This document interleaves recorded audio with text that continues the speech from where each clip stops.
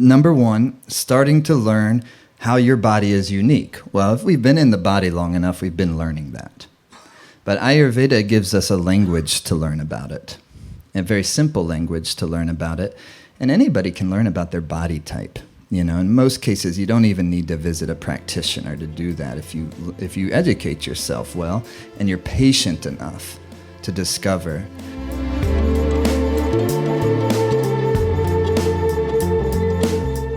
Well, the idea is that there's a rhythm to everything, and the body digests the sweet rasa first, and then the body digests the salty rasa second.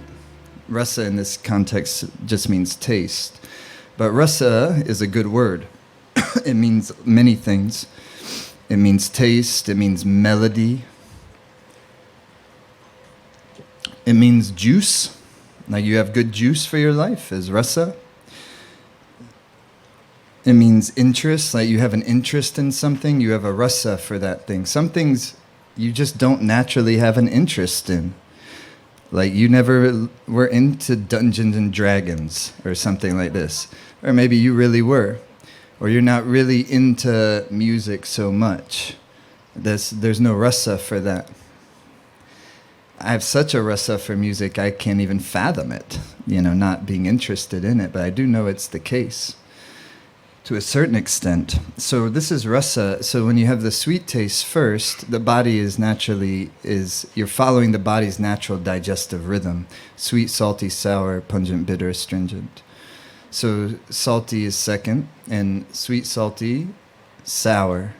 Sweet taste is made of earth element and water element. Earth element and water element combine to make the sweet taste. Salty is fire element and water element. That's why when it's icy on the roads, they put salt, because it'll melt the ice. It's fire element. So it's heating the body or cooling the body. Salt heats the body a little bit. Sweet, salty, sour. Sour is earth element and fire element. So like kimchi or anything that's fermented is sour. It's gonna heat. So what is the best body type for the sweet and the salty taste? So the sweet taste, for the salty and the sour taste. So, or you could include sweet in there too, but I don't want to make it too complicated for just something simple. The Vata body types are made up of predominantly air and ether. And so Vata energy needs warmth and heaviness. So salt is fire and water. Water is heavy and water is moist. Vata is dry. So salt is the perfect taste in a certain way for the Vata dosha or the Vata time of the year. But salt is unique, of course, amongst all the tastes. Because if you make, like, say, a pot of dal or khichdi or soup or something and you just forgot that dash of salt, nothing tastes good, right? But just the dash of salt and it brings out all the flavor, doesn't it? But if you have a little too much, then it ruins the whole meal, doesn't it? What other taste does that so powerfully and quickly than salt? Something can be too salty really easily, can't it? Human beings can be too salty really easily too. It's true, because what tastes are to the body, emotions are to the mind. This is the wisdom of Ayurveda. It's not like you're studying the mind separate from the tastes. It's all interwoven the same fabric of the same organism.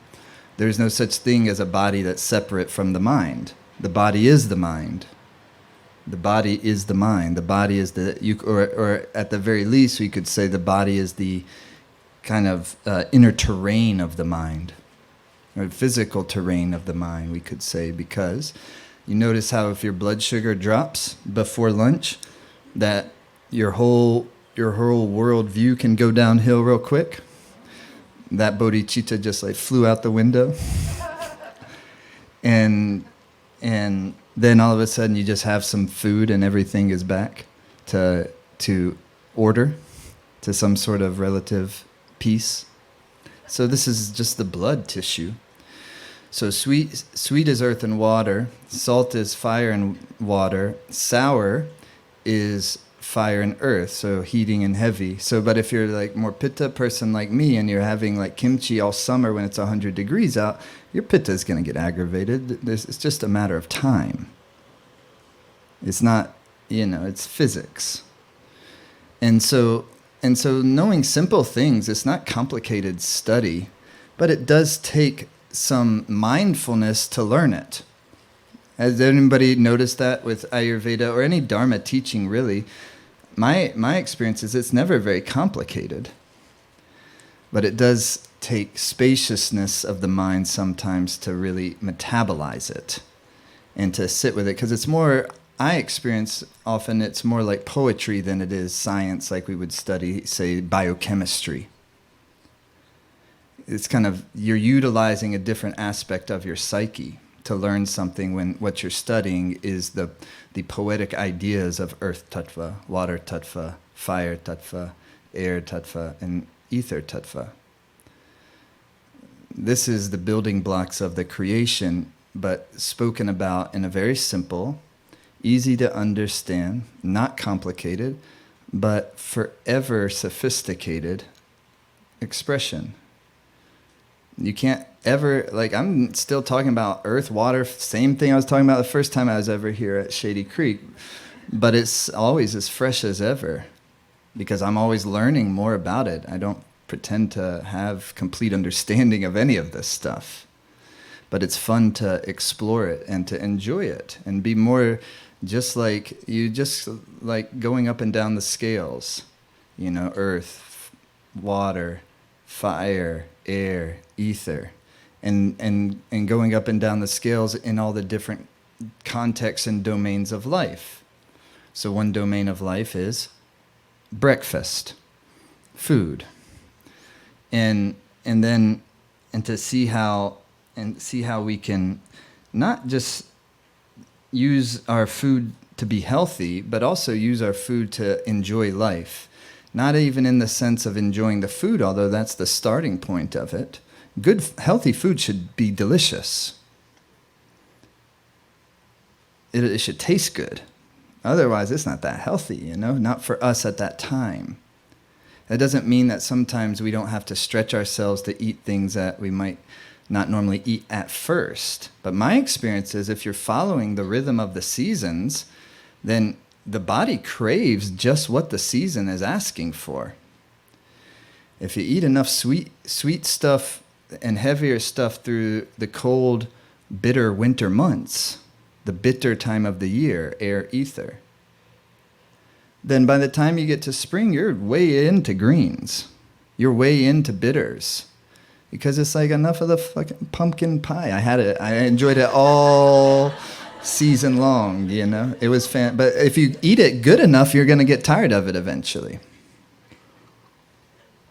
But that's the idea. Go through the winter with a more Thanksgiving like palate, but not literally turkey, but the qualities of that time of the year, of the meals that we think of in that time of the year, such as, say, how about like a butternut squash soup, with pumpkin seeds on the top and this type of thing, and coconut milk, but warmed up and spiced with cinnamon or whatever you're going to put in there, and that type of thing. Yum.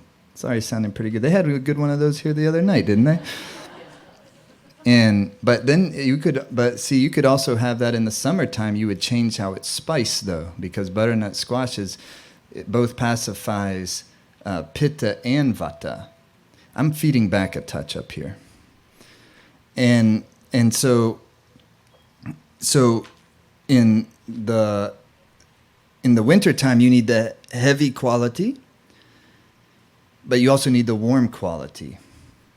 In the summertime, some heavy quality can be good if it's cooling, but then you would use spices you put like a touch of cardamom in there.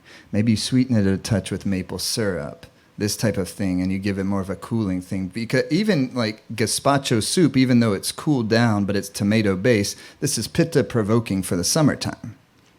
unless you have predominantly cucumber, this type of thing. So it's just this ways. It's not like don't ever have any pitta provoking foods in the summertime. No, not at all. It's just, number one, starting to learn how your body is unique. Well, if we've been in the body long enough, we've been learning that. But Ayurveda gives us a language to learn about it, a very simple language to learn about it. And anybody can learn about their body type. You know, in most cases, you don't even need to visit a practitioner to do that if you educate yourself well and you're patient enough to discover. Because at least go through all the seasons once and experience when you have the language of the Vata season, winter time, and when you understand the qualities of the Vata season, and you understand the qualities of the Vata diet, and then you can go into the springtime where earth and water gets provoked. In the wintertime, air and ether gets provoked. In the springtime, water and earth gets provoked. So when air and ether become provoked, you have cold, dry, Saturnian environment. You see? Because Saturn is cold and dry. Vata.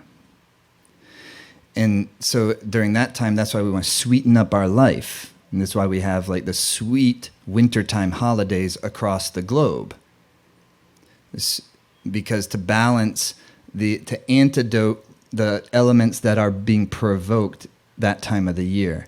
Just the same when earth and water get provoked in the springtime, you want to go the opposite. That's when you want to go to more of the bitters. This is when, what is earth providing you but dandelion leaves. Nothing better in the springtime, at least in this part of the world, than dandelion. And I love how they do it in Greece, where they call it horta, and they take lemon juice all over it, but smother it in olive oil for sure over there. That's good for the summertime. In the springtime, you would go less on the oil because you're trying to light. It's natural time to cleanse. A natural time to cleanse. So that's when to have that wheatgrass juice and the green, all springtime. And this is just a simple way of putting everything in rhythm and helping ourselves feel good. And that's essential if we're going to continue to do what we are here to do, is to feel good, to have enough vitality. You see how the elements, they're at play in all the different facets? Sweet, earth and water. Salty, fire and water. Sour, earth and fire. Then you go air element. Sweet, sour, salty, pungent, air, fire. Pungent's like spicy. When you put your hot sauce on there, that's like spicy. Black pepper, long pepper, chili pepper, all the pepper.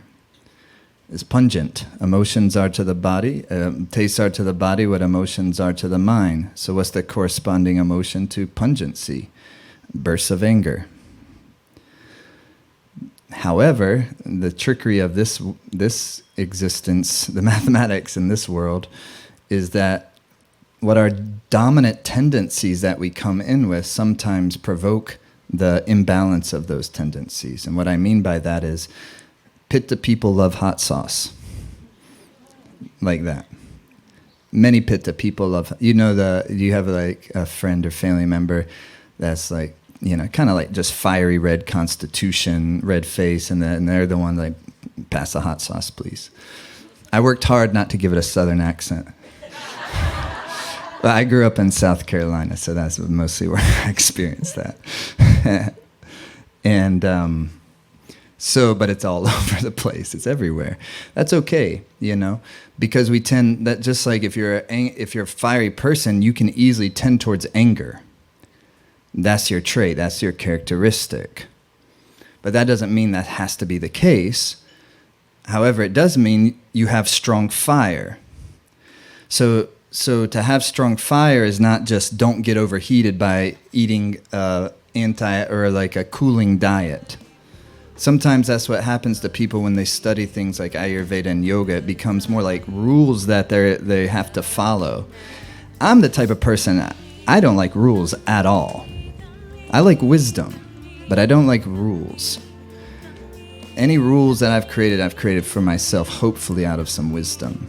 And I try to keep them few and far between, but to hold ethics in place, to hold good character in place, And what is that all about other than to keep my life force well concentrated so that I can live the dharma of my life with minimal distractions? Because I believe the dharma of my life will bring me everything my heart's desiring. I'm just still always trying to discern, though, what is my heart truly desiring. Hey, thanks for watching on YouTube. Best easy way to stay in touch with us. Hit the subscribe button here. You'll see our videos when they come up. If you enjoyed this one, hit the like button. It'll help more people see it, help the channel grow. I appreciate you watching.